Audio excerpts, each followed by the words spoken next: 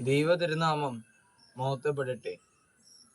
ഇന്ന് നമ്മുടെ തിരുവമ്പാകെ പറയാൻ ആഗ്രഹിക്കുന്ന വിഷയം തമ്മിൽ തമ്മിൽ സ്നേഹിപ്പീൻ എന്നാണ്. ഈ ഒരു വിഷയം നമുക്ക് ഓരോരുത്തർക്കും അറിയാവുന്ന അല്ലെ പരിചയകരമായിട്ടുള്ള ഒരു വിഷയമാണിത്.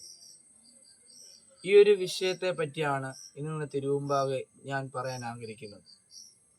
യോഹന്നാന്റെ പുസ്തകം അതിന്റെ 13-ാം അധ്യായം അതിന്റെ 35-ാം വാക്യത്തിൽ ഈ വിഷയത്തെ പറ്റി പറയുന്നുണ്ട്. നിങ്ങൾക്ക് തമ്മിൽ തമ്മിൽ സ്നേഹം ഉണ്ടെങ്കിൽ നിങ്ങൾ എൻ്റെ ശിഷ്യന്മാരെന്ന് എല്ലാവരും അറിയും. ഈ ഒരു വാക്യം എൻ്റെ മനസ്സിൽ ഏറ്റവും കൂടുതൽ മനസ്സിലാക്കുന്ന രണ്ട് കാര്യങ്ങളാണ് ഞാൻ നിങ്ങളുടെ മുമ്പാകെ പറയാൻ ആഗ്രഹിക്കുന്നത്. ദൈവത്തിലൂടെ വിശ്വസിച്ചുകൊണ്ടും ദൈവത്തിലൂടെ ആഴമായി അറിയുകയും ചെയ്യുന്നവൻ മാത്രമേ ദൈവത്തിൻ്റെ സ്നേഹത്തെ പോലെ നമുക്കും സ്നേഹിക്കാൻ സാധിക്കത്തുള്ളൂ. സ്നേഹം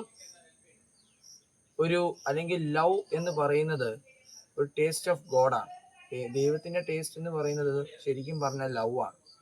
അപ്പോൾ അതേപോലെയാണ് ദൈവം നമ്മളോടും പറയുന്നത്, ഞാൻ നിങ്ങളെ സ്നേഹിക്കുന്നത് പോലെ നിങ്ങൾ അന്യോന്യരെ സ്നേഹിക്കണം എന്ന് പറയുന്നത് അതുകൊണ്ടാണ്. അപ്പം നമ്മുടെ ജീവിതത്തിൽ എപ്പോഴും ദൈവത്തെ പോലെ നമ്മളും മറ്റുള്ളവരോടും സ്നേഹവും വിശ്വാസവും അവർക്ക് സഹായവും ഒക്കെ ചെയ്യുമ്പോഴാണ് നമുക്ക് ജീവിതത്തിൽ എപ്പോഴും ഒരു കരുണ പ്രാപിക്കത്തുള്ളൂ. അപ്പം അതുകൊണ്ടാണ് നമ്മൾ ജീവിതത്തിൽ എപ്പോഴും നമ്മൾ സ്നേഹം ഉള്ളവരായി ജീവിക്കാൻ സാധിക്കണം എന്ന് പറയുന്നത് അതുകൊണ്ടാണ്. ജീവിതത്തിൽ എപ്പോഴും വേണ്ട 3 ഘട്ടമാണ്: ഒന്ന് സ്നേഹം, ഒന്ന് സമാധാനം, ഒന്നിനുള്ളിലുള്ള ഒരു വിശ്വാസം. ഇത് 3മാണ് ജീവിതത്തിൽ ഏറ്റവും പ്രധാനമായിട്ട് വേണ്ടത്. അതിനെല്ലാം ഉപരിയായി ഏറ്റവും പ്രധാനപ്പെട്ട ഒരു കാര്യം എന്ന് പറയുന്നത് പ്രാർത്ഥനയാണ്. അപ്പൊ ഈ ഇത്രയും 4 കാര്യങ്ങളാണ് ജീവിതത്തിൽ ഏറ്റവും പ്രധാനമായിട്ടുള്ള മുഖ്യ ഘടനകൾ എന്ന് പറയുന്നത്.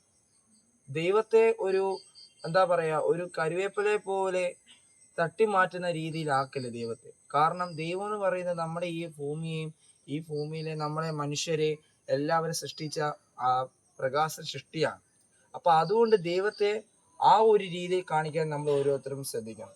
നമ്മൾ പലപ്പോഴും നമ്മുടെ വഴി തന്നെ ചിലപ്പോൾ നമ്മൾ അറിയാതെ തന്നെ നമ്മൾ ദൈവത്തിന്റെ വഴിയിലൂടെ സഞ്ചരിക്കുകയാണെന്ന് നമ്മൾ തോന്നിപ്പോകും. അത് പക്ഷെ നമുക്ക് പിന്നീട് അതിന്റെ ആ ഗുണം അല്ലെങ്കിൽ അതിന്റെ റിസൾട്ട് പിന്നീട് നമ്മൾ അത് അറിയത്തുള്ളൂ. അപ്പൊ അതുകൊണ്ടാണ് പറയുന്നത്, ദൈവത്തെ നമ്മൾ ആഴമായി തിരിച്ചറിയുവാൻ നമ്മൾ ഓരോരുത്തരും സാധിക്കണം. അതിൻ്റെ കൂടെ തന്നെ നമ്മൾ ചെയ്യേണ്ട ഒരു കാര്യമാണ് സ്നേഹം. അപ്പൊ സ്നേഹം എന്ന് പറയുന്നത് ദൈവത്തിന് നമ്മളെ സ്നേഹിക്കുന്നത് പോലെ നമ്മൾ അന്യോന്യരെ സ്നേഹിക്കണം. അതാണ് ഞാൻ പറഞ്ഞു വരുന്നത്. അപ്പൊ പ്രിയമുള്ളവരെ, നമ്മുടെ ജീവിതത്തിൽ എപ്പോഴും നമ്മൾ സ്നേഹിച്ചുകൊണ്ട് നമുക്ക് ദൈവത്തെ പോലെ ഉയരുവാൻ സാധിക്കും. അതുകൊണ്ട് ദൈവത്തെ പോലെ സ്നേഹിക്കുന്നവനായി ജീവിപ്പാൻ നമ്മൾ ഓരോരുത്തരും ബാധ്യസ്ഥരായിരിക്കണം. അത് ദൈവം അതിനുള്ള കഴിവും സാമർഥ്യവും അതിനുള്ള ശക്തിയും എല്ലാം തരട്ടെ എന്ന് പ്രാർത്ഥിച്ചുകൊണ്ടും ദൈവത്തെ പോലെ ഒരു കരുണയുള്ളവനായി ജീവിപ്പാൻ നമ്മൾ ഓരോരുത്തരും സാധിക്കട്ടെ എന്ന് പ്രാർത്ഥിച്ചുകൊണ്ടും എൻ്റെ വാക്കുകൾ നിർത്തുന്നു. ദൈവം നമ്മെ ഓരോരുത്തരെയും അനുഗ്രഹിക്കട്ടെ.